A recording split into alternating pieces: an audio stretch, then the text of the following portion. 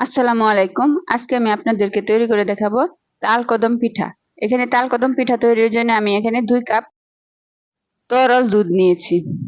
দুধ গরম হওয়া পর্যন্ত অপেক্ষা করব। এখানে আমি জাল করা দুধ নিয়েছি। তারপর দিয়ে দিব পরিমাণ মতো লবণ আর হাফ কাপ চিনি। এখন নেড়েচেড়ে চিনিটা ভালোভাবে দুধের সাথে মিশিয়ে নিব।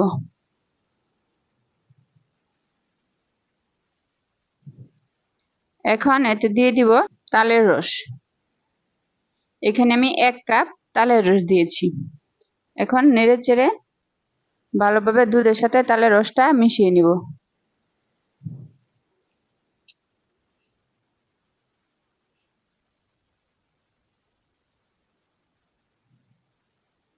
তালের রসটা যখন বলক আসা শুরু করবে তখন আমি এখানে দিয়ে দিব চাউলের গুঁড়া। এখানে আমি 3 কাপ চালের গুঁড়া দিয়েছি।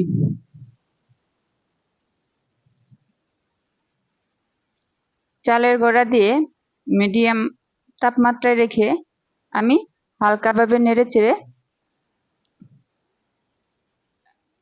খামির তৈরি করে নেব। এখানে চুলার তাপমাত্রাটা একদম কমে রেখে চালের গুঁড়াটা সিদ্ধ হতে দিতে হবে। এখন এখানে আমি হালকা করে নেড়েচেড়ে পিঠার খামির তৈরি করে নেব।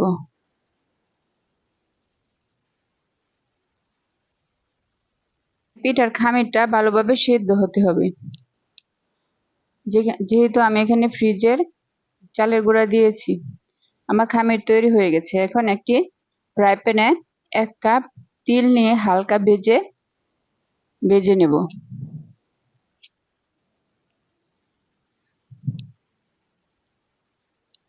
তিল হালকা ভাবে নেড়েচেড়ে তিলটা ভেজে আমি একটি পাত্রে তিল উঠিয়ে নেব।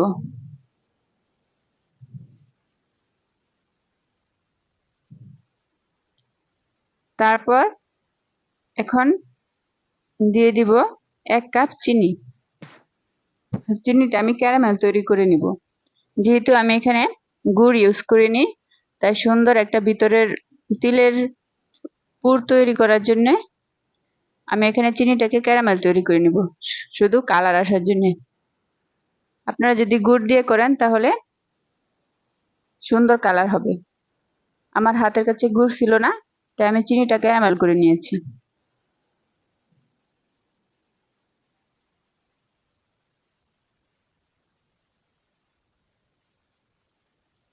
চিনি যখন ক্যারামেল হবে তখন আমি এখানে দিয়ে দিব হাফ কাপ সুজি আর ভাজা তিল দিয়ে অনবরত নাড়তে থাকবো। নেড়েচেড়ে আমি পিঠার ভিতরে পুর তৈরি করে নেব।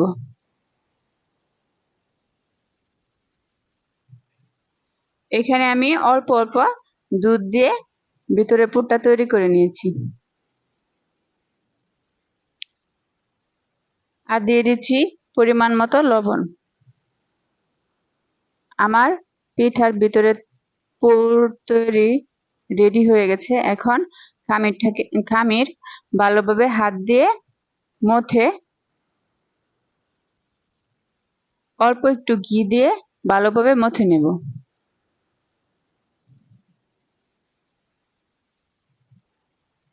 এখানে আমি 1 চামচ ঘি ইউজ করেছি।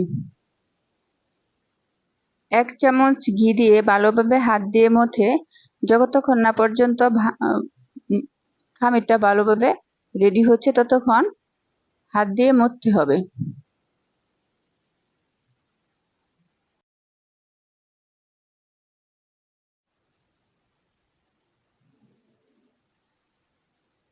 খুব ভালোভাবে মথতে হবে।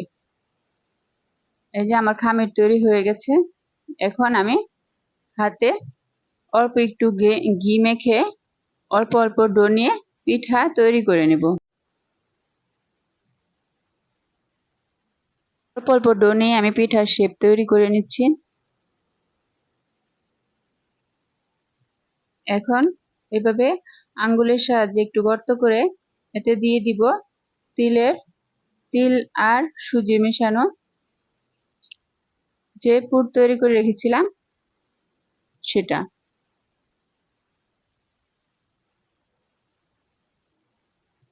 এখন অল্প অল্প করে পুর দিয়ে তবে হাত দিয়ে চেপে চেপে পিঠা গোল করে নিব। এভাবে আমি কয়েকটি পিঠা তৈরি করে নিয়েছি। এখন এখানে আমি পিঠাগুলো চালের মধ্যে কুট করে নিব। এখানে আমি ভাতের চাল 1 ঘন্টার মতো পানিতে ভিজিয়ে রেখেছিলাম, সেই চালের মধ্যে পিঠাগুলো কুট করে নিব। আর এই পিঠাগুলো একটি পাত্রে গরম পানি দিয়ে পানি ফোটার পর পিঠাগুলো ভালোভাবে ভাপ দিয়ে নিব। তৈরি হয়ে গেল আমার তালকদম পিঠা। আশা করছি আপনাদের কাছে আজকের ভিডিওটি ভালো লেগেছে। ধন্যবাদ সবাইকে। আল্লাহ হাফেজ।